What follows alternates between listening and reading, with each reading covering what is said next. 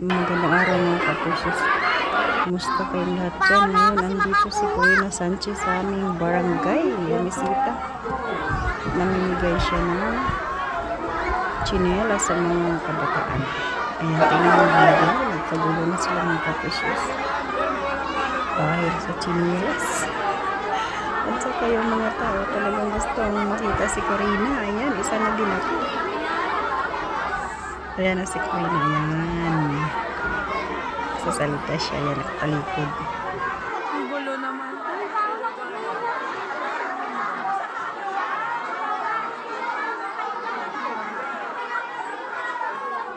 Ayan, di na alam ni Corina kung saan haharapin niya kasi sobrang gulo. Ang daming tao, nagsisigawan. Grabe. At saka yung mga bata. Kasi gustong-gusto lang makapag-chinelas talaga. Nakakuha sila ng kanyang chinelas.